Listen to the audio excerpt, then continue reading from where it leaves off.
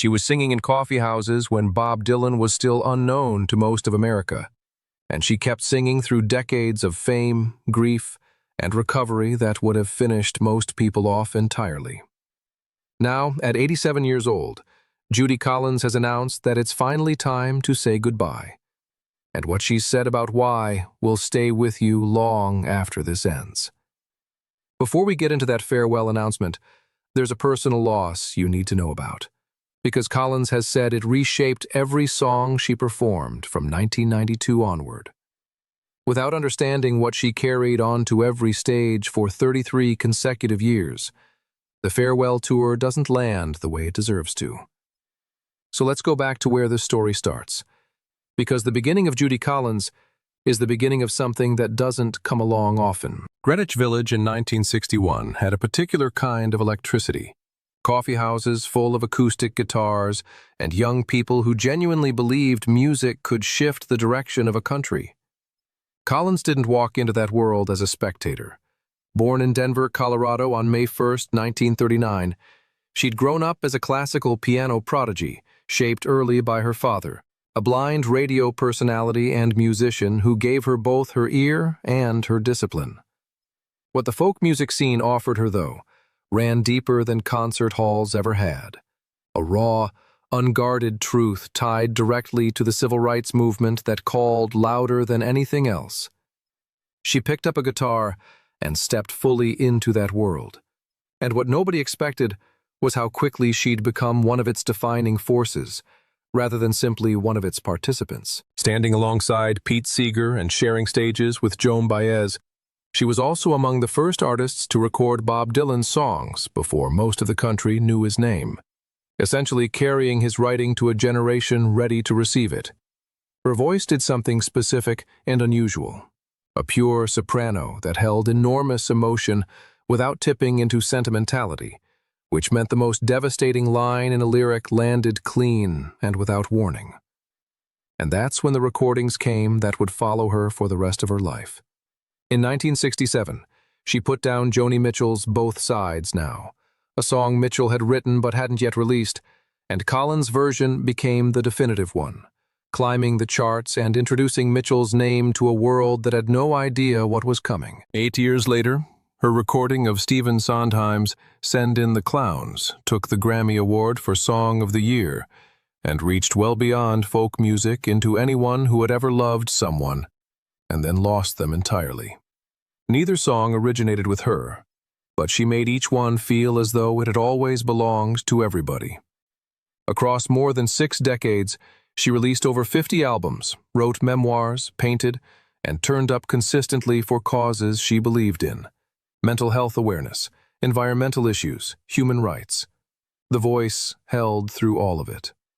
January of 1992 is where the story changes, and nothing in Collins's life before or since sits anywhere close to what that month cost her.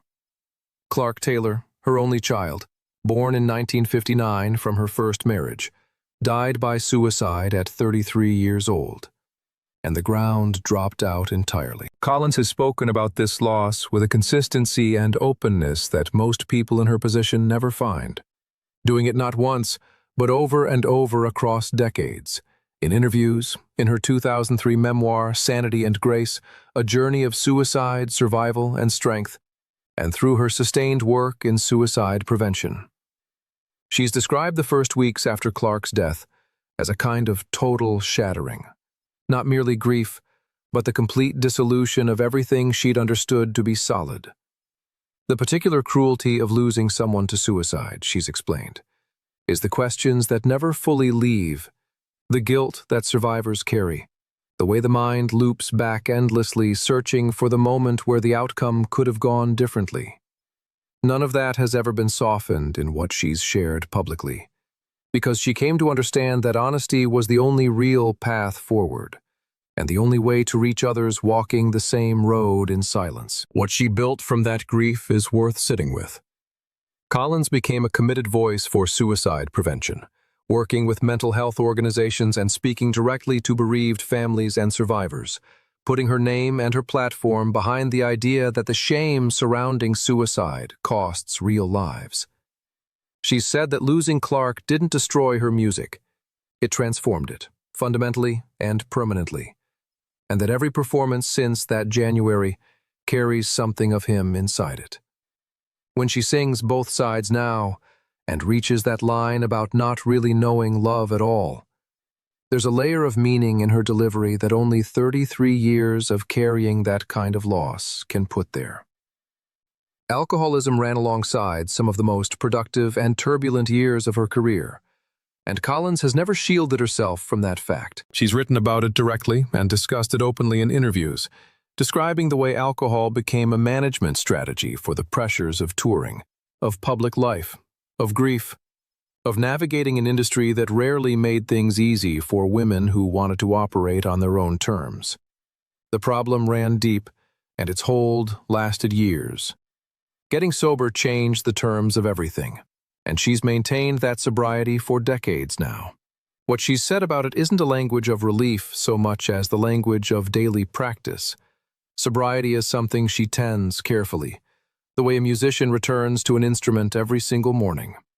Her accounts of finally experiencing her own life without that blur, feeling joy and grief fully and without distance, stepping onto a stage completely present, those carry weight because of how specific they are, not because they're abstract. The voice deepened as the years accumulated. The artistry settled into something quieter and more certain, and choosing herself consistently over decades did that. Her willingness to talk openly about addiction, at a time when doing so carried a genuine professional cost, was the same kind of courage she'd later bring to her suicide prevention work. She kept her truth intact over her image, and that distinction is not a small one. The title, Sweet Judy Blue Eyes, closes a circle that opened in 1969, when Stephen Stills wrote Sweet Judy Blue Eyes for Crosby, Stills, and Nash during the period he and Collins were together, and it became one of the most beloved songs of that entire era. Choosing those words now, at 87, as the name of a farewell tour isn't coincidence. That's a woman with a poet's instinct for narrative signing her own name to the final chapter of her own story, on her own terms. Collins has talked about why 2026 feels like the right time, and she's been direct about it. The body eventually tells you things that pride would rather ignore, and she wanted to say goodbye while her voice was still clear and her intention still intact, rather than waiting until the decision got made for her. She's framed this tour as a celebration, a chance to stand in rooms full of people who have carried her music for decades and thank them face to face, one final time. Audiences can expect the songs that defined generations, Both Sides Now, Send in the Clowns, Amazing Grace, Chelsea Morning, Since You've Asked, and they can expect the voice still luminous, belonging to someone who has earned every single word she sings. 60-plus years on stages around the world, more than 50 albums, and a soprano voice that bore witness to the best and worst of human experience without ever looking away. That's what Judy Collins brings, to age 87. She said that audiences always gave her as much as she brought to them, that something passes between a performer and a listener in a concert hall that she's never been able to fully explain, but has always completely trusted. Music, in her telling, isn't decoration and it isn't background noise. It's what people reach for when nothing else holds. And she has spent her entire adult life making sure it was there when they reached. She knows what it means to lose someone and keep going. She knows what it means to lose yourself and find your way back. And looking back across everything she built and survived, she's found it worth it, not in spite of the loss, but woven through it, inseparable from it. Through the recordings she leaves behind, none of that disappears. If you have a favorite Judy Collins song or a memory of when her music arrived at exactly the right moment, share it in the comments. These stories deserve to be told, and so does she.